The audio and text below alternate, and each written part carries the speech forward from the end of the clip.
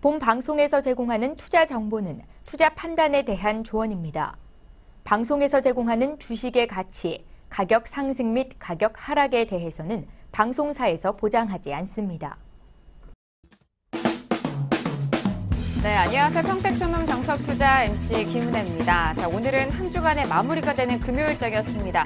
간밤 뉴욕 증시는 미국과 중국의 무역 전쟁과 그리고 시리아 사태 완화에 대한 기대감 속에서 상승으로 마감이 된 상황이었습니다. 그런 상승에 대한 에너지 우리 시장도 오늘 고스란히 받아가면서 양시장 모두 상승으로 마감이 된 상황인데요. 잠시 후 대표님과 함께 시황 분석 그리고 여러분께서 가지고 계신 종목에 대한 상담도 꼼꼼하게 도와드리도록 하겠습니다.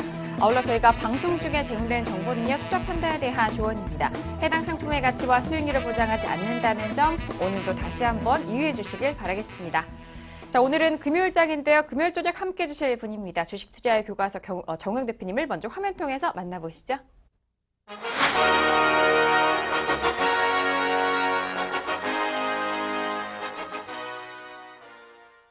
네, 대표님 바로 인사 나눠보도록 하겠습니다. 대표님 안녕하세요. 네, 안녕하세요. 네, 반갑습니다. 자, 대외적인 이슈가 이제 조금씩 또 완화 국면으로 또 소식이 들려오고 있습니다. 오늘 우리 시장 좀 상승을 했는데요. 마지막 마무리, 이번 주 마무리장 어떻게 보셨나요? 네, 이번 주는 뭐 혼조세였다 볼 수 있겠고요. 방향성이 아직 확실하지 않다 이렇게 설명을 드렸습니다. 그래서 오늘 이 시간에는 제가 그 시황에 대해서 평소보다 조금 더 집중적으로 전달해 드리겠습니다. 네, 알겠습니다. 자, 정말 시황적인 부분이 참 중요하고 그런 좀 큰 범위 내에서 이해를 해야만 이런 상세한 시장에 대해서도 대응이 가능한데요. 그런 부분 잠시 후 시황 다시 한번 짚어주신다고 하니까요. 기대 많이 해주시길 바라겠습니다. 자, 이렇게 금요일 저녁 정우영 대표님과 오늘 이 시간 함께 할 텐데요. 앞서서 양시장에 대해서 브리핑 해드렸듯이 상승으로 마감이 됐고 특히나 코스닥 시장이 1% 넘는 상승세로 마감이 된 상황입니다. 자, 오늘 금요일장 양시장에 대해서 대표님 한 줄로 어떻게 정리를 해주셨을까요? 오늘장 한마디 바로 화면 통해서 확인합니다. 네, 평택촌놈의 오늘장 한마디입니다. 중기 하락 추세와 단기 반등 지속의 엇갈린 흐름이라고 정리를 해주셨습니다. 일단 중기적으로는 하락 추세에 놓여져 있고 단기 반등, 이 부분에 대해서 좀 지속적으로 엇갈린 흐름을 보여주고 있다라는 한마디인데요. 한 주간의 그런 시장의 정리도 될 수 있을 것 같습니다. 자, 대표님 오늘장 한마디 풀어주실까요? 네, 중기 하락 추세와 단기 반등이 지속의 엇갈린 흐름이다 이렇게 말씀드렸는데요. 물론 이건 저의 기준입니다. 저는 중기적으로는 하락하고 있다고 보고 있습니다. 다만 단기적으로 반등하는 것도 사실입니다. 그래서 일단 이것에 대해서 먼저 차트로 설명드리겠습니다. 아무래도 말보다는 시각적인 게 이해가 더 잘 되실 거예요. 제가 항상 얘기했죠. 평택촌놈 차트 이론에 의하면 지수든 종목이든 61선이 120선을 깼다. 그러면 이거는 하락 추세입니다. 반대로 돌파했다. 상승 추세죠. 그래서 코스피 같은 경우에는 정확하게 말씀드리면 작년 2월이었습니다. 작년 2월에 61선이 120선 돌파하면서 상승 추세가 시작이 됐어요. 그렇게 계속 이어지다가 그러니까 지난달이었죠. 3월 초순에 이제 크로스가 됐습니다. 이탈했어요. 그러니까 이제 제 기준으로는 이건 분명히 중기적으로 하락 추세라는 겁니다. 다만 최근에 이제 차트상으로 보시더라도 어떻습니까? 단기적으로 반등이 현재 지속되고 있습니다. 이것도 부정할 수 없는 사실입니다. 그래서 상당히 혼란스럽죠. 왜냐? 중기적으로는 하락 추세인데 단기적으로는 또 반등이 계속 나와요. 제일 쉬운 게 중기나 단기나 똑같이 계속 올라가거나 계속 떨어지거나 이러면 쉽겠죠. 근데 굉장히 좀 모호한 거예요. 지금 현재 상태가. 추세적으로는 하락인데 반등은 또 지속하고 있어요. 그러니까 혼란스러울 수밖에 없겠죠. 그래서 그것에 대해서 제가 이제 오늘 한마디로 이제 정해드렸고요. 어쨌든 평택촌놈의 기준으로는 그렇다. 이걸 분명히 말씀을 드리겠습니다. 그리고 그럼 이 시점에서 그러면 이제 중요한 포인트가 뭐냐? 현재 시점에 시황 분석 핵심 요소를 좀 설명드리겠습니다. 제가 늘 말씀드리죠. 주식 투자에서 80%는 시황이다. 파생 같은 경우에는 지수가 곧 수익입니다. 지수 잘 보면 바로 수익 나요. 초보자분들이 가끔 그런 질문 하세요. 뭐 선물이나 옵션 이런 거 특강 없냐? 그래서 제가 딱 그렇게 얘기합니다. 필요 없고요. 매매하는 거는 뭐 일주일만 모의 투자하면 다 알 수 있습니다. 일주일 이상 모의 투자를 했는데 이해가 안 되면 그만두세요 그래요. 그것도 이해 못할 정도면 그만둬야겠죠. 근데 파생은 결국 지수예요. 지수가 올라갈지 내려갈지를 알게 되면 그게 바로 수익과 직결되는 겁니다. 네, 바로 직결되는 거예요. 그리고 제가 이제 항상 그 주식 투자의 80%가 시황이다 이렇게 말씀드린 건 바로 현물입니다. 현물도 시황을 알아야 돼요. 왜 그러냐? 우리가 이제 저점 매수를 아무리 잘한다고 해도 추가적인 조정도 나올 수 있고 또 아무리 또 잘 잡는다고 해도 어떻게 되겠습니까? 단기 고점 매수할 수도 있어요. 나름대로. 근데 시황을 잘 보면 예를 들어서 약간 비싸게 매수해도 한 달, 두 달 뒤면은 이제 계속 올라가니까 문제가 없고 반대로 시황을 못 보잖아요. 아무리 노력해서 매수 잘한다고 해도 한 달, 두 달 뒤에는 내려가 있습니다. 그런 경우가 많아요. 그래서 우량주 같은 경우에는 상당히 연동성이 강하고요. 개별주는 뭐 우량주보다는 덜하지만 연동성이 좀 있긴 합니다. 네, 중요하다 이렇게 볼 수 있겠습니다. 그래서 그렇게 이제 말씀드렸는데 시황은 분석하고 예측을 해야 돼요. 그 다음에 전략에 적용을 해야 됩니다. 그래야만이 나무를 읽을 수가 있어요. 주식 투자 한 5년 이상 하신 분들은 아실 겁니다. 고점에서 한 100포인트 밀리면 조정이 좀 심해지네. 150포인트 밀리면 이거 하락 추세 전환되는 거 아니야? 200포인트 밀리면 하락 추세 전환됐네. 이렇게 생각해요. 그럼 늦었다는 거죠. 그때 못 던져요. 그래서 이제 보통 단기 고점이든 최고점이든 50에서 100포인트 정도 밀렸을 때 그때 실력이 판가름 나는 겁니다. 그때 진짜들은 이게 단기 조정인지 대세 하락인지를 맞춰요. 근데 가짜들은 몰라요. 구분이 안 돼요. 그래서 항상 50에서 100포인트 정도 밀렸을 때 똑같이 생각합니다. 어떻게 생각하느냐. 이번에도 조정받고 가겠지. 근데 이번엔 또 안 갈 수가 있어요. 그래서 이 시황을 모르면 그 전에 벌었던 거 아무 소용이 없어요. 속된 말로 다 털립니다. 그래서 제가 시황을 이렇게 강조한 건데 그러면 지금 어떤 시황을 봐야 되느냐. 자, 말씀드리겠습니다. 구체적으로. 현재 시점에서 이제 봐야 될 그 두 가지 포인트가 있는데요. 시장 내적인 요소가 있고요. 시장 외적인 요소가 있습니다. 두 가지 다 보셔야 됩니다. 그래서 주시장 내적인 요소는 뭐냐면 주로 이제 수급이라든가 이제 이런 것들에 관련된 거고요. 그다음에 외적인 요소는 이제 변수나 이런 것들에 관련된 겁니다. 자, 먼저 단기적으로는 뭘 보셔야 되느냐. 외국인의 코스피 수급이 가장 중요합니다. 그러니까 외국인들이 뭐 다음 주에 뭐 일주일 내내 매수하냐 매도하냐 상당히 중요한 포인트가 될 수 있어요. 그다음에 프로그램 매매 동향. 이거 절대 무시 못합니다. 외국인들이 예를 들어서 아무리 매도를 많이 해도 프로그램에서 그 이상 매수가 들어와 버리면 희석되죠. 반대인 경우도 있어요. 코스피에서 외국인들이 열심히 매수를 했는데 프로그램에서 매도가 나와버리잖아요. 역시 마찬가지입니다. 그래서 이 프로그램을 왜 보자 그러냐면 가감을 시키는 거예요. 예를 들어서 이런 수가 있어요. 코스피에서 어떤 날 외국인들이 3천억 정도 매도했습니다. 지수는 뭐 당연히 많이 밀리겠죠.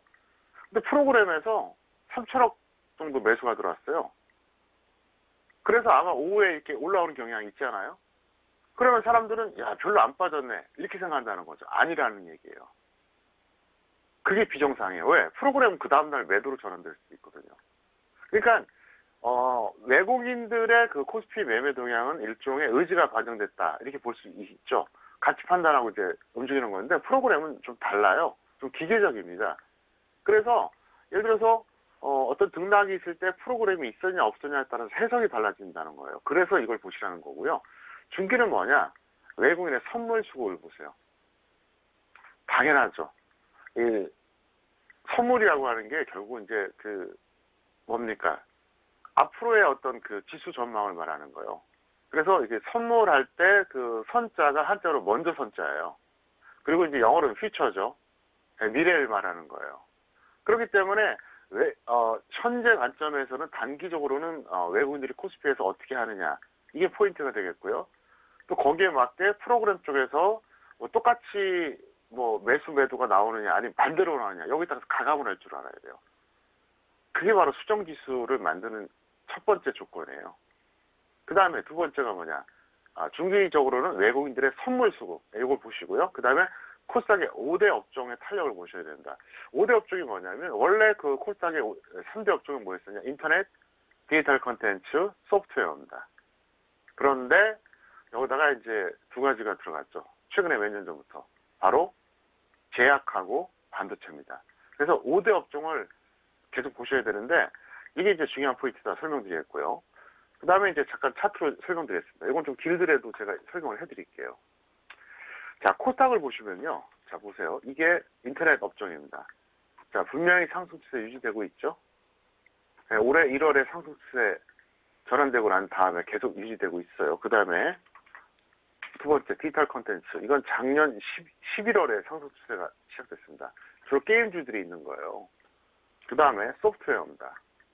이거는 작년 12월에. 그러니까 뭐 늦게는 올해 1월, 빠르게는 작년 11월에 이미 인터넷, 디지털 콘텐츠, 소프트웨어 여기 원래 3대 업종입니다. 다 상승 추세고요. 그 다음에 작년부터 유독히 부각됐던 업종이 있죠. 바로 코스닥 제약입니다. 코스닥 제약 같은 경우에는 이건 뭐 탄력이 뭐 아직도 장난 아닙니다. 그러니까 작년 6월에 상승 추세로 전환된 다음에 계속해서 이어지고 있고요. 그 다음에 뭐냐? 전기전자와 더불어서 코스닥에서는 역시 반도체거든요. 반도체는 최근에 어떻게 돼 있느냐? 보시는 것처럼 어떻습니까? 하락 추세로 전환됐습니다. 그래서 지금 포인트가 뭐냐면 여기서 이 5가지 중에서 현재 한 가지는 하락 추세로 전환이 된 겁니다. 나머지 4가지가 아직까지 상승 추세거든요. 그럼 여기서 이제 간단하죠. 반도체마저 상승 추세로 전환된다. 그럼 가는 거예요. 근데 나머지 4가지 중에서 하락 추세로 전환되는 게 하나둘씩 늘어나면은 그때는 확인이 되는 거겠죠. 그래서 여러분들 그걸 꼭 참고하시기 바라겠고요. 원래는 인터넷, 디지털 콘텐츠, 소프트웨어 이게 원래 3대 업종이에요. 근데 왜 이게 지금 제약하고 반도체가 들어갔냐? 인터넷, 디지털 콘텐츠, 소프트웨어에서 초량주들이 어떻게 됐죠? 이전했잖아요. 지금 기준으로 본다면 뭐 카카오, NC소프트, 이런 것들 다 이전했잖아요. 네이버도 마찬가지고요. 그래서 과거에 그 원래 3대 업종에서는 지금은 좀 아쉽고요. 어쨌든 현재 코스피 4대 업종처럼 코스닥은 5대 업종 보시면 되겠다 이렇게 설명드리겠고요. 자, 이번엔 시장 외적 요인입니다. 이거 상당히 중요합니다. 첫 번째는 시리아 관련된 겁니다.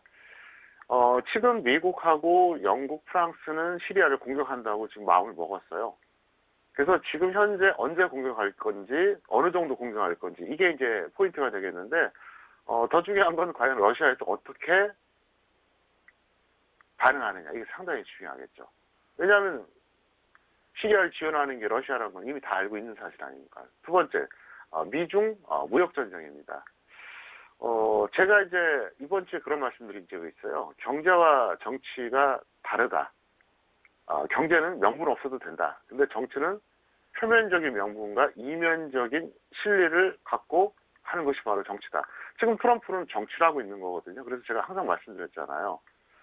무역전쟁이 표면적으로는 경제 문제를 다루는 것 같지만 이면적으로는 트럼프의 지지율 상승, 재선을 노리기 위한 일종의 하나의 도구가 된다. 이렇게 말씀드렸어요. 왜? 얼마든지 으르렁대지 않고 합리적인 절충선을 찾을 수가 있거든요. 서로 협의해서 협상해서. 아니면 적당히 해도 그 말인데 어떻게 보면 좀 약간 심하다 싶을 정도로 좀 오버액션 하잖아요. 트럼프가. 언론에 막 이렇게 날리고. 이게 뭐냐. 자기 지지를 끌어올리려고 그런 거예요. 제 눈엔 그렇다는 거예요. 그래서 제가 볼 때는 이 미중 무역전쟁 같은 경우에는 생각보다는 길어질 겁니다. 그러니까 합리적으로 보면 한 5만큼 정도의 기간 동안 싸워야 되는데 일부러 10으로 늘린다는 거죠. 그렇게 안 되나 두고 한번 보시기 바라겠습니다.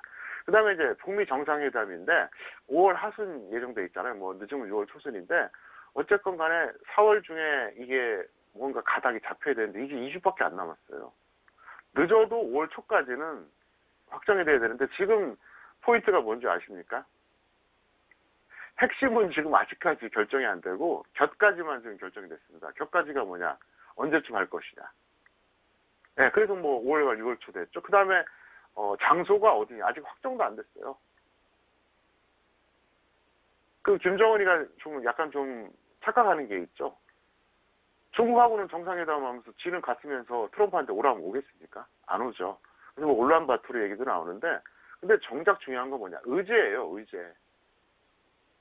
의제가 이게 합의가 안 되면 회담 갈 수가 없다는 거죠. 정말 중요한 의제는 지금 결정이 안 돼 있고 다른 것만 지금 얘기하고 있다는 거죠. 그래서 제가 보는 견지에서는 어쨌든 좀 문제가 있다. 그래서 이 세 가지 시장 외적 요인 반드시 여러분들이 체크해보자 이렇게 설명드리겠습니다. 네, 알겠습니다. 자, 오늘 좀 중요한 말씀을 해주셨습니다. 오늘장 한마디와 함께 최근에 불거졌었던 이런 대외적인 시황에 대해서 세 가지로 압축해서 여러분들에게도 전달을 했는데요. 일단 뭐 마무리가 된 국면이 아니라 앞으로도 계속해서 좀 진행 중이고 그리고 진행할 것이고 그런 부분에 있어서 다시 한번 좀 정리를 해주셨으니까요. 참고하셔서 앞으로의 상황과 함께 시황 다시 한번 점검을 해보시길 바라겠고요. 그 안에 경제적인 측면에 대한 시장에 대한 흐름도 함께 꼼꼼하게 체크해 보시길 바라겠습니다. 자, 이어서 시황 분석 다시 한번 더욱더 상세하게 해보도록 하겠습니다. 자, 오늘 양시장에 대해서는 상승으로 마감이 된 상황이고요. 외국인 쪽에서는 코스피와 코스닥 모두 상승 수급이 들어오고 있는 상황입니다. 자, 대표님 오늘 양시장에 대해서 다시 한번 상세하게 정리해 주실까요? 네, 제가 얼마 전에 코스피 2450선이 중요하다 그랬는데 오늘 돌파는 했어요. 근데 중요한 게 뭐냐? 화요일에 비정상적 흐름이었습니다. 왜곡이었어요. 네, 그렇기 때문에 제가 볼 때는 이게 큰 의미가 없다. 그러니까 표면적으로 보면 2450선이 돌파를 했지만 실질적으로 본다 그러면 제가 볼 때 기준에 미달됐다. 이렇게 보시면 돼요. 어쨌든 시진핑의 발언으로 인해서 하락하던 지수가 미국 선물 올라가고 연쇄적으로 선물 매도가 이제 줄어들면서 외국인들이죠. 그래서 이제 반등이 나와줬는데 첫 번째는 외국이 발생했고 두 번째는 이제 변수까지 나왔어요. 그래서 어쨌든 제가 볼 때는 저거는 이제 기준에서 미달된다 이렇게 볼 수 있겠고요. 코스닥은 코스피보다는 상대적으로 주도 업종이 강세입니다. 그래서 현재 그 5대 업종 중에서 4개가 현재 좋기 때문에 61선 지지를 확인했다. 뭐 이 정도로 설명드렸습니다. 네, 알겠습니다. 자, 오늘 코스피 시장 같은 경우는 종가 기준 2450선을 돌파한 상황입니다. 하지만 화요일 왜곡으로 기준에 좀 미달됐고 그리고 코스닥 시장은 코스피보단 상대적으로 주도 업종 강세로 61선에 대한 지지를 확인했다라는 점 오늘 양시장에 대해서 다시 한번 정리 도와드렸습니다. 자, 이렇게 오늘의 시황 분석까지 다시 한번 도와드렸고요. 이어서 오늘의 주요 이슈 공시 분석 사항도 분석해 보도록 하겠습니다. 먼저 이슈들 화면 통해서 확인합니다. 네, 오늘의 종목 이슈 공시 분석 사항입니다. 먼저 첫 번째 이슈는 원익 머티리얼즈입니다. 올해 최대 실적 기대감을 받으면서 상승으로 마감이 된 상황이고요. 자, 그리고 두 번째 이슈는 한미약품입니다. 자, 오늘 포털 사이트에 뜨겁게 달궜던 종목이죠. 신약 개발 중단 결정에 장 초반 약세 흐름 보였다라는 소식입니다. 네, 오늘도 이렇게 두 가지 이슈 점검을 해볼 텐데요. 먼저 첫 번째 종목은 원익 머티리얼즈가 올라왔습니다. 올해 최대 실적에 대한 기대감을 받으면서 오늘은 갭 상승으로 출발이 됐고요. 5.96% 상승한 64,000원에 오늘장 마감이 된 상황입니다. 자, 일단 1분기 실적 시즌입니다. 그에 따라서 실적 기대감을 받는 종목들도 있고 이 전에서부터 이렇게 재료들이 나오는 종목도 있는데요. 자, 대표님 원익 머티리얼즈 같은 경우에는 최근에 최저점 52,000원을 딛고 오늘장까지 좀 탄력적인데요. 어떻게 보시나요? 네, 이 종목은 제가 볼 때는 뉴스를 갖다 붙인 것 같아요. 왜 그런지 설명드리겠고요. 보이지 않는 매도, 미보자는 조정 시에 단기 매수해 보자. 왜? 저평가되어 있기 때문에 그래요. 차트 보시겠습니다. 왜 제가 웃긴다 그러냐면요. 그 이유를 설명드립니다. 자, 그러면 오늘 최대 시적 기대감 때문에 올라갔다고 했어요. 근데 최근에 며칠 동안 올라갔죠? 그럼 이때는 기대감이 전혀 없었나 봐요. 이게 웃기잖아요. 그러니까 최소한 횡보하던가 조금씩 올라가다가 이런 뉴스가 나오고 추가 상승이 나오면 이게 말이 되는데 그럼 불과 일주일 전까지는 기대감이 없어서 저렇게 내려왔냐고요. 웃기잖아요. 이게 말이 안 되잖아요. 그래서 이거는 제가 볼 때 뉴스 갖다 붙인 거라고 봅니다. 그렇기 때문에 추격하지 마시고요.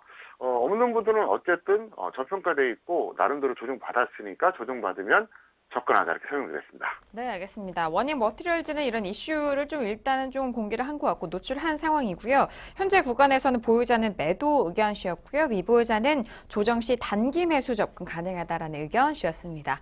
자, 이렇게 첫 번째 이슈는 원익 머티리얼즈 알아봤고요. 두 번째 이슈는요, 한미약품입니다.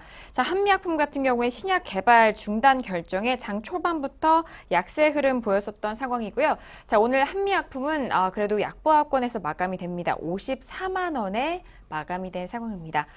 자, 일단 한미약품 같은 경우 오늘 계속적으로 좀 검색 올랐었던 상황인데요. 대표님, 한미약품은 뭐 이전에 주식 선물에 대해서도 항상 거론을 해주셨던 종목이기도 하고요. 네, 어떻게 분석하시나요? 네, 보유자는 반등 시에 매도하시고요. 미보유자는 관망입니다.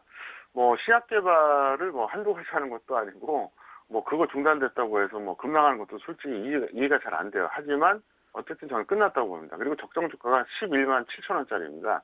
차트 보시겠습니다. 이 방송 계속 보셨던 분들은 아마도 기억하실 겁니다. 60만 원 이상에서 제가 분명히 주식 선물 매도라고 사인했습니다. 60만 원 이상에서.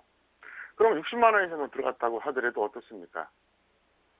그러니까 12만 원, 48만 원, 만약에 여기까지만 내렸으면 어떻게 됐죠? 무려 200% 나왔어요. 퍼센트로 200%씩입니다. 왜냐? 레버리지가 10배거든요. 그러니까 주식 선물 매도해서 20%가 빠지면 실제 수익은 200%가 되는 거예요. 그래서 주식 선물이 위험하기도 하지만 잘만 하면 진짜 좋은 겁니다. 그리고 나서 현재 이제 이 위치에 있는데 저는 뭐 어차피 이러나 저러나 끝났다고 보고 있습니다. 그렇기 때문에 어쨌든 보유자들은 최대한 판단했을 때 매도하자 이렇게 설명드렸습니다. 알겠습니다. 한미약품 같은 경우에는 뭐 제약 바이오 업종이기 때문에 항상 신약에 대한 이슈가 계속적으로 나오고 있고요. 지금 한미약품 같은 경우에는 보유자는 반등 시 매도 의견이었고요. 미보유자에 대해서는 현재 구간에서 관망에 대한 의견까지 정리해드리도록 하겠습니다. 자, 이렇게 오늘의 주요 이슈 공시 분석 사항은 원익 머티리얼즈와 한미약품 알아봤고요. 이어서 오늘의 관심 종목도 본격적으로 만나보도록 하겠습니다. 먼저 종목들 화면 통해서 확인합니다. 네, 평택초놈의 오늘의 관심 종목입니다. 먼저 첫 번째 관심 종목은 CJ 대한통운이 올라왔고요. 두 번째 종목도 확인하시죠. 두 번째 종목은 LG U+가 올라왔습니다. 네, 오늘도 두 가지 관심 종목 준비했습니다. 먼저 첫 번째 종목은 CJ 대한통운이 올라왔는데요. 자, 오늘장에 좀 탄력적인 모습으로 상승 마감이 된 상황입니다. 오늘은 6.67% 상승한 14만 4천 원에 마감이 됐습니다. 자, 일단 CJ 대한통운 차트를 좀 확인을 해보자면요. 꾸준하게 계속적으로 흘러내린 이후에 11만 9,500원대를 기록한 이후에 바닥권에서 계속적으로 올라오고 있네요, 대표님. 이 종목은 좀 억울해요. 그래서 보유자는 홀딩 후에 매도하세요. 그러니까 지금 던지지 말고 더 갖고 있으라 이 얘기고요. 미보유자는 관망하세요. 왜? 단기적으로 현재 너무 탄력을 받았기 때문에 그런데 차트 보시겠습니다. 최근에만 보면은 그럴듯해요.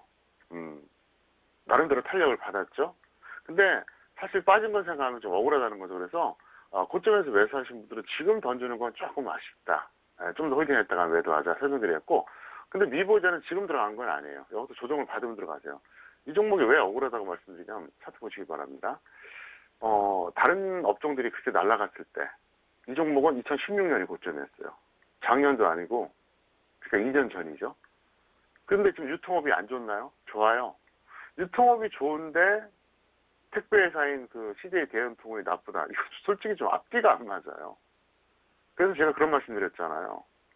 건설 업황이 좋아지면은 건설주보다 오히려 더 좋은 게 비금속 광물이다. 비금속 광물에 뭐가 들어갔냐?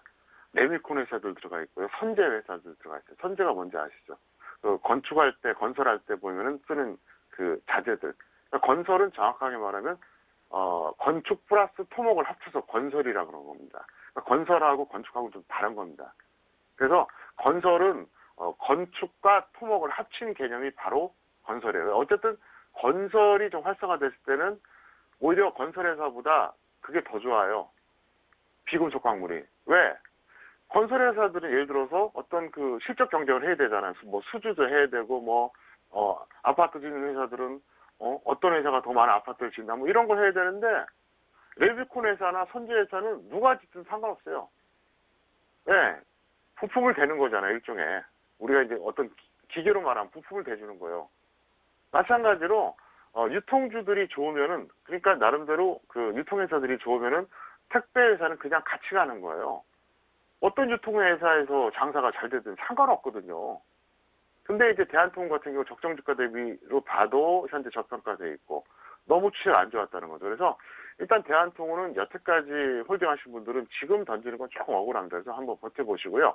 미보이자는 지금 관망입니다. 다만 혹시라도 조정이 좀 세게 나온다 그러면 한 번 정도 노려볼 필요가 있다, 이렇게 설명드리겠습니다. 네, 알겠습니다. CJ 대한통운 일단 적정 주가 18만 원대입니다. 좀 아쉬운 종목이기도 한데요. 자, 오늘장 계속적으로 탄력 받으면서 일단 보유자에 대해서는 조금 더 홀딩 하신 이후 매도 의견이셨고요. 미보유자에 대해서는 관망 의견까지 정리해 드립니다. 자, 이어서 다음 종목도 살펴보실까요? 다음 관심 종목은 LG유플러스 올라왔습니다. 통신업종이 좀 오랜만에 올라왔는데요. 오늘장의 LG유플러스는요, 4.42% 하락한 11,900원에 마감이 된 상황입니다. 자, 오늘장까지 LG유플러스 계속적으로 떨어지고 있는데요. 대표님, 이전에도 항상 말씀을 해주셨잖아요. 통신업종에 대해서 항상 업종에 대한 설명해 주셨는데 계속적으로 추가적으로 떨어지네요. 네, 업종의 메커니즘을 제가 설명드렸잖아요. 작년에 아마 기억하실 겁니다. 제가 LG유플러스 뭐라 그랬죠? 17,000원 이상에서 주식선물 매도 한번 해보라고 했습니다. 그러면 수익 엄청나게 나올 거라고. 그걸 한두 번 얘기한 게 아닙니다. 그리고 그런 말씀드렸습니다. 이 통신업종하고 전기가스 업종 같은 경우에 공공재 개념이다. 공공재 개념의 주식은 어떻다? 대박도 없고 쪽박도 없어요. 이게 특징입니다. 무슨 얘기냐? 만약에 문 닫을 것 같다. 그러면 어떻게든 국가에 살려줍니다. 살려줘요. 왜? 생각해보세요. 통신하고 전기가스가 이게 차단되면 어떻게 생활합니까, 이게? 말이 안 되잖아요. 근데 그러다 보니까 쪽박은 없어요. 망하게 내버려두진 않아요. 근데 대박도 없어요. 무슨 얘기냐? 돈을 좀 번다 싶으면 이건 안 돼. 아니, 이게 공공재인데 너희가 왜 이렇게 마음대로 벌어? 이렇게 나와요. 제조업하고는 다릅니다. 그리고 공공재 개념의 주식들은 사실 국가 발전하고 그대로 연동이 되는 거예요. 국가가 성장하면서 같이 혜택 보는 게 바로 이 공공재입니다. 그 대표적인 게 전기가스 통신업종. 그래서 이것들은 뭐냐? 솔직히 말해서 나름대로 기업에서 노력을 하겠지만 보는 시각이 달라요. 제조업 같은 경우는 어떻습니까? 정말로 치열하게 경쟁해서 이긴 거잖아요. 특히 반도체 같은 경우는 현재 우리나라가 세계적이지 않습니까? 그러니까 인정해 주는데 이거는 뭐 투자자들도 그러고 국가에서 보는 관점도 그러고 어떻게 보느냐? 국가 발전해서 덩달아 돈 버는 업종 아니야? 그러니까 니네 너무 많이 벌지도 마. 대신 망하진 않게 해줄게. 이거예요. 그래서 제가 이제 계속해서 그 얘기를 했다는 거죠.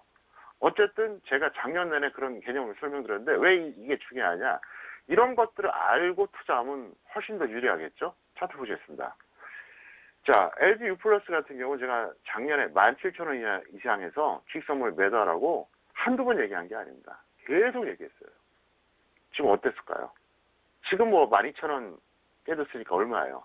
거의 뭐 한 5,000원 깨졌잖아요. 그러면 어림잡아도 30%, 그러니까 300% 정도 평가액이 나온 겁니다. 주식선물 매도했을 때. 그래서 제가 얘기한 거예요. 그래서 어쨌든 여러분들은 이 점 명심하시고요. 지금까지 몰려있는 분들은 보유자는 반등시 매도하시고 미보유자는 관망해달라. 왜? 어차피 제가 볼 때는 더 내려갈 수밖에 없습니다. 왜? 지금 경제가 어렵잖아요.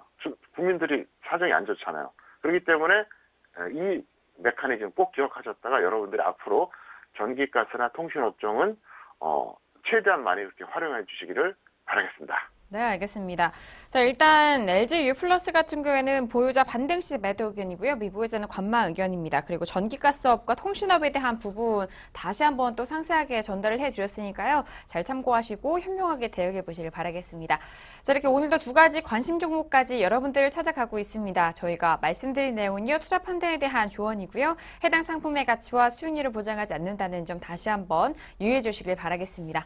자, 이어서 여러분들의 종목 상담 도와드리는 시간입니다. 평촌에게 물어봐 시간으로 이어갑니다.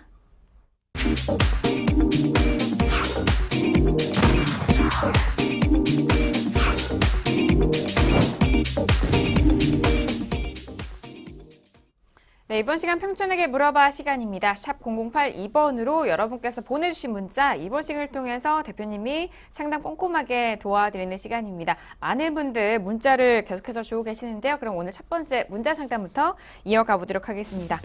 자, 오늘 첫 번째 문자는요. 끝자리 7665님 보내신 문자입니다. 텔코웨어를 매수가 15,900원에 비중 70% 진단 원하셨는데요.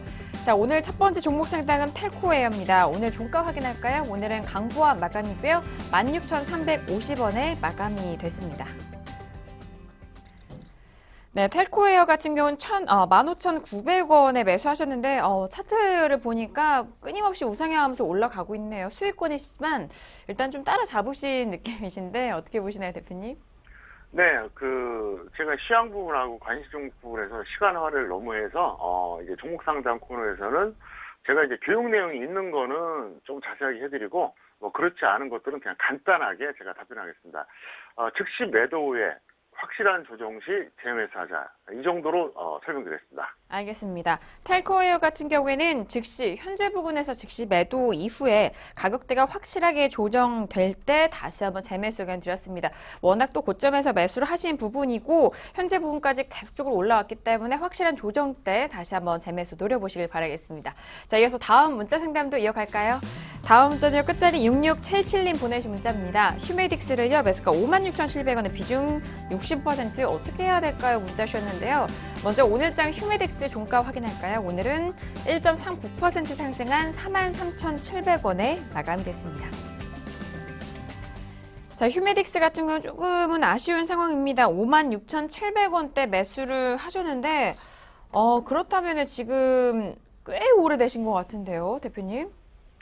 네, 본인도 어떻게 될지 알고 있어요. 그런데 이 종목이 좀 궁금한 거죠. 그래서 질문하신 것 같습니다. 본절도는 마이너스 40% 손절하시고요. 현실적으로 조언해드립니다. 차트 보시겠습니다. 이분은 매수하신 게 2016년이었습니다. 그리고 우리가 흔히 말하는 반토막 날 때까지 마이너스 50%대까지 홀딩했고요. 최근에도 계속 홀딩입니다. 그래서 제가 해드릴 수 있는 가장 합리적인 조언은 뭐냐? 번전까지 홀딩하던가 마이너스 40%에서 던져달라. 왜? 이분은 어차피 그렇게 하는 것밖에는 방법이 없기 때문에 그렇습니다. 간단하게 답변해드렸습니다. 네, 알겠습니다. 휴메딕스 같은 경우에는 정말 오랜 기간 동안 들고 오셨습니다. 2015년 때부터 들고 오셨는데요. 지금 바닥권까지 좀 버티시고 다시 올라온 흐름에서까지도 좀 들고 계시는데 일단 휴메딕스는 본전 그리고 또는 손절은 마이너스 40%에 대해서 매도 의견 들었다는 점 참고해 보시길 바라겠습니다. 자, 여기서 다음 문자 상담도 만나볼까요? 다음 문자는요. 끝자리 2714님 보내신 문자입니다. 아스트를 매수가 18,800원에 비중 50% 진단 궁금해 하셨는데요. 자, 오늘 일장의 아스트 종가는요. 2% 가까이 올라오면서 18,600원 마감이 됐습니다. 네, 지금 거의 매수가 근처이신데요. 최근에 좀 한번 튀었다가 다시 좀 눌린 상황인데 대표님 어떨까요? 네, 본전 또는 손절 마이너스 10% 매도 후에 재매수하자. 그러니까 본전에서 매도하든 손절 10%에서 매도하든 재매수하자 이렇게 설명드렸고요. 어쨌든 매수 잘하셨습니다. 못하신 거 아닙니다. 차트 보시겠습니다. 제가 역시 항상 했던 얘기 있죠. 평택촌놈 차트론입니다. 61선이 빨간색 121선 돌파했습니다. 상승 추세죠. 상승 추세일 때는 아무리 강한 종목도 검은색 21선 아래 업종이나 테마가 나쁘다 61선 위 그것도 아니다. 지수가 불안하다. 120선 아래 매수하라 했습니다. 근데 이분이 매수하신 라인이 10평선 라인이거든요. 그럼 나름대로 잘한 겁니다. 비록 내려갔다가 이제 최근에 반등 나왔지만 잘한 거예요. 못한 게 아니란 거 먼저 말씀드리겠습니다. 그동안 배운 대로 잘하신 거예요. 그래서 이번에 본전 오거나 마이너스 10% 매도한 다음에 또 재매수를 한번 노려보시다. 이거고요. 어쨌든 이분이 구체적으로 매수하신 가격대는 여기입니다. 여기인데, 이 정도면 잘하신 거죠. 왜? 이 빨간색 120선 아래에서 매수하셨잖아요. 왜 잘했다고 볼 수 있냐? 이거 여기서 매수하는 사람도 있어요. 또 여기서 하는 사람이 있겠죠. 승질 급하게 또 여기서 무조건 들어가는 사람도 있어요. 여기서 들어가는 사람 많아요. 자, 이 사람들에 비하면 여기서 들어갔다고 하는 것은 굉장히 잘한 거예요. 네, 배운 대로 하신 겁니다. 앞으로도 그렇게 하시기를 바라겠습니다. 네, 알겠습니다. 자, 일단 아스트 같은 경우에는요, 상승 시 본전 그리고 손절은 마이너스 10% 매도 후 재매수 의견 정리해 드립니다. 자, 여기서 다음 문자 상담도 바로 만나보시죠. 끝자리 6604님 보내신 문자고요. 평소님 코맥스 매수가 7,680원의 비중은 20%. 조언 부탁드립니다. 문자 주셨습니다. 자, 오늘장 코맥스 종가는요, 약보합 마감이고요. 6,100원에 마감이 됐습니다.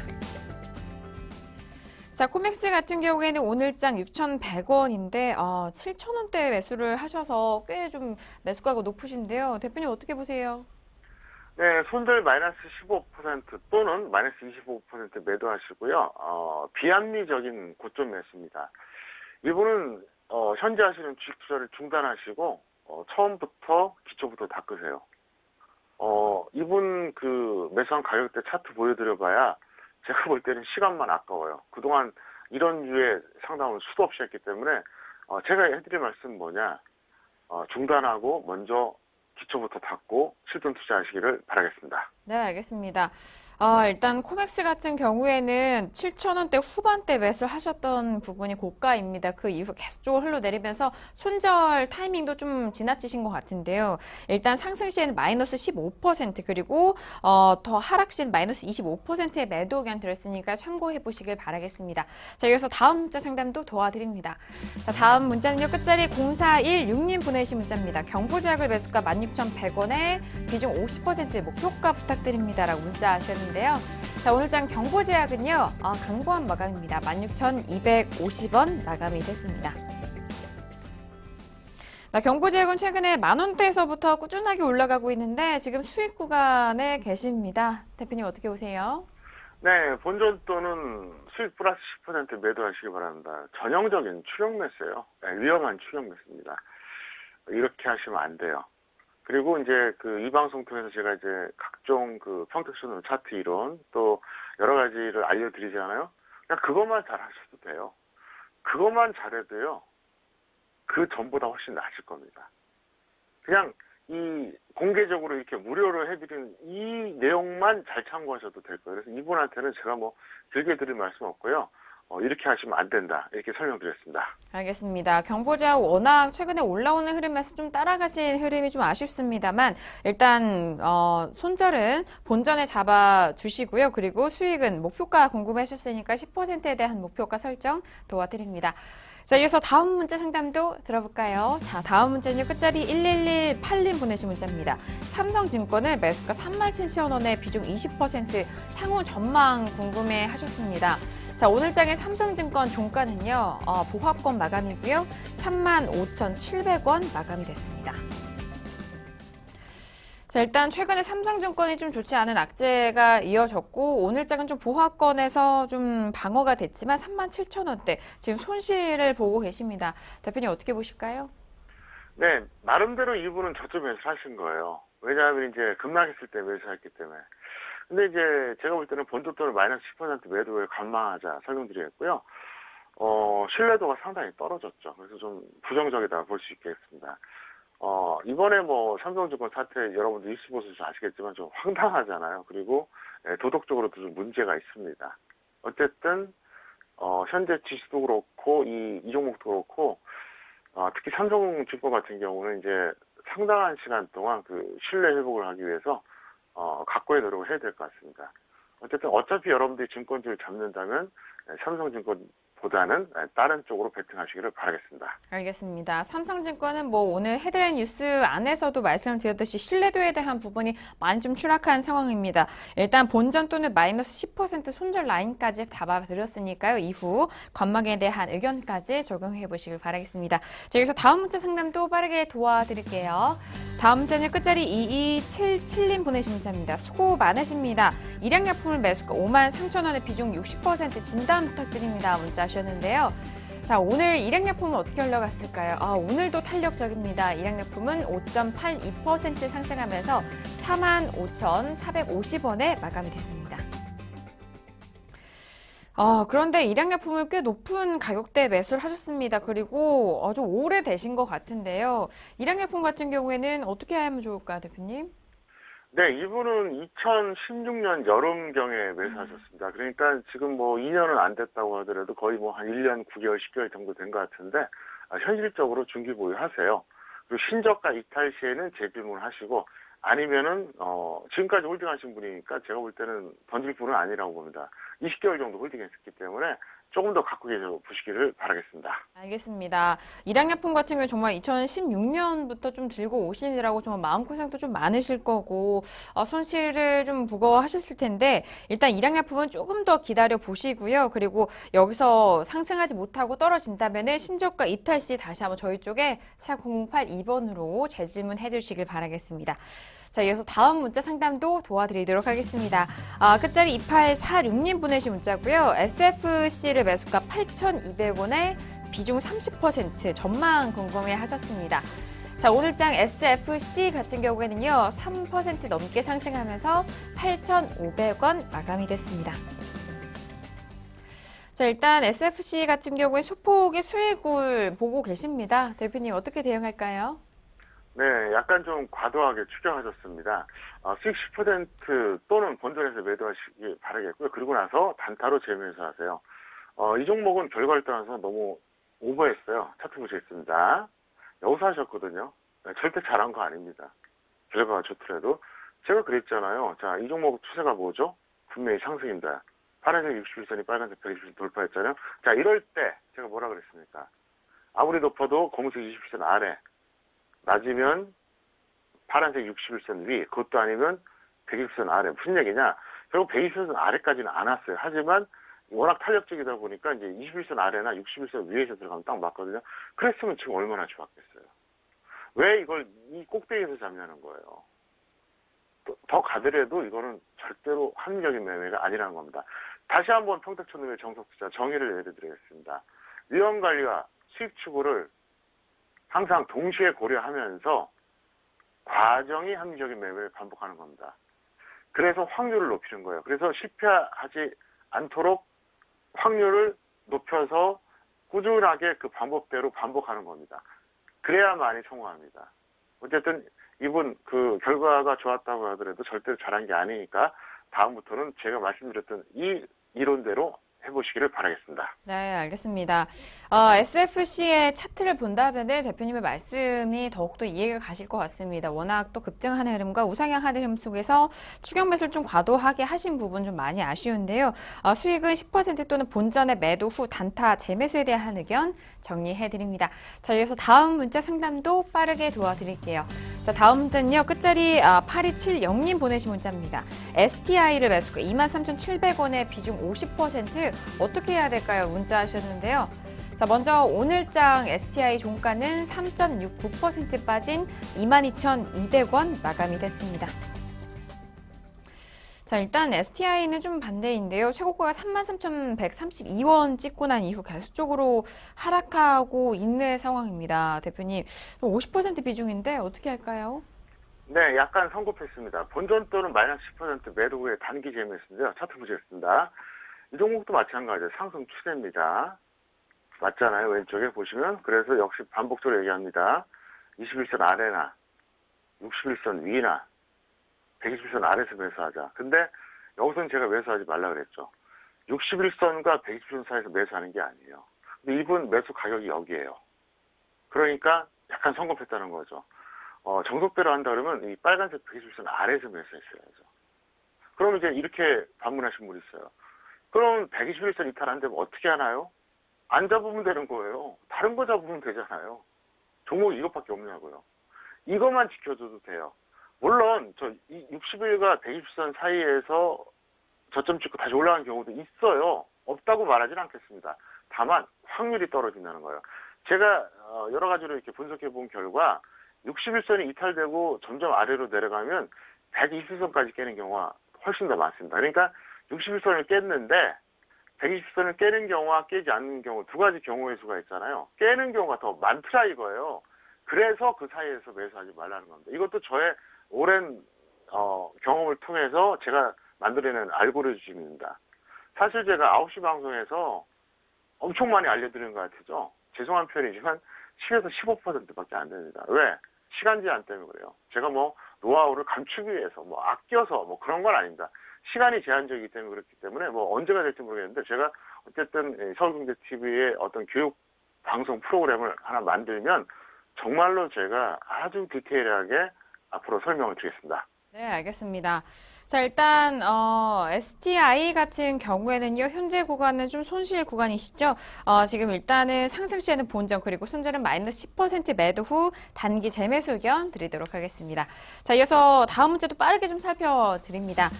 끝자리 9066님 보내주신 문자인데요. 셀트리온 헬스케어를 매수가 11만 1,500원에 비중 60% 어떻게 대응해야 될까요? 문자 주셨습니다.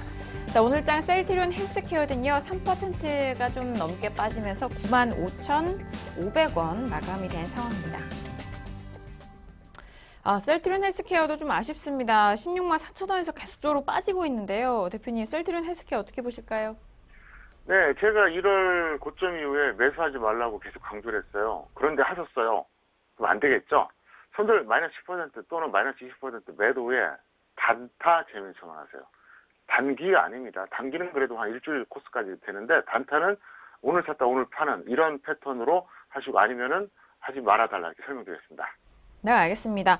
일단 뭐 셀트리온 헬스케어 같은 경우 이전부터 좀 거론해 주셨는데요. 손절은 마이너스 10% 또는 마이너스 20% 매도 후 단타 재매수 의견 드리도록 하겠습니다. 자, 오늘도 이렇게 다양한 상담 도와드렸는데요. 자, 오늘은 금요일 저녁이기 때문에 그동안 저희 쪽에 문자 주신 시청자분 중에 두 분을 오늘 추첨해 보도록 하겠습니다. 먼저 오늘의 당첨자 화면 통해서 확인할까요? 네, 오늘의 이벤트방 당첨자입니다. 먼저 첫 번째 시청자분은 끝자리 6458님이고요. 비트컴퓨터 문의 주셨습니다. 그리고 두 번째 시청자분은요. 끝자리 9233님이고요. 넥스트칩을 문의 주신 시청자분이 이번 주 당첨자가 되셨습니다. 축하드립니다. 자, 오늘도 이렇게 두 분의 당첨자, 두 분의 시청자분께 평택초등 아카데미 시청권에 가게 됐습니다. 대표님 말씀해 주실까요? 네, 평택초등 아카데미 시청권을 잘 활용하시기 바라겠고요. 어쨌든 지금은 여러분들이 상담 신청을 많이 하시다 보니까 제가 이제 계속 드리는데, 언젠가는 조금 더 좋은 수준의 교육 프로그램을 하나 꼭 만들어 드릴 것을 약속하겠습니다. 언제 할지 모르겠어요. 그래서 저는 당연히 김은혜 씨랑 같이 할 생각이 있습니다. 그래서, 어쨌든, 꼭 만들어 드릴 테니까 기다렸다가 꼭 시청하시길 바라겠습니다. 네, 알겠습니다.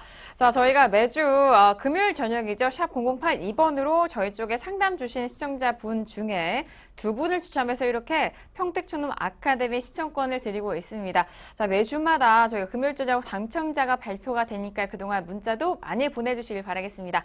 자, 오늘도 이렇게 금요일 저녁 대표님과 함께 했는데요. 저희가 오늘 말씀드린 내용은 투자 판단에 대한 조언이고요. 해당 상품의 가치와 수익률을 보장하지 않는다는 점 다시 한번 유의해 주시길 바라겠습니다. 자, 오늘 금요일 저녁까지 함께 해주신 대표님과는 여기서 인사 나누도록 하겠습니다. 대표님 오늘 말씀 감사합니다. 네, 감사합니다. 네, 이번 한 주도 하루하루가 정말 다사다난했습니다. 정말 한 주 동안 고생 많으셨고요. 저희가 오늘 준비한 소식과 내용은 여기까지입니다. 저희는 다음 주 월요일 정홍 대표님과 다시 돌아오도록 하겠습니다. 감사합니다.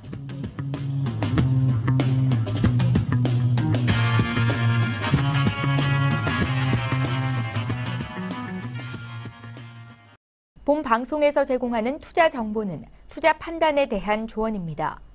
방송에서 제공하는 주식의 가치, 가격 상승 및 가격 하락에 대해서는 방송사에서 보장하지 않습니다.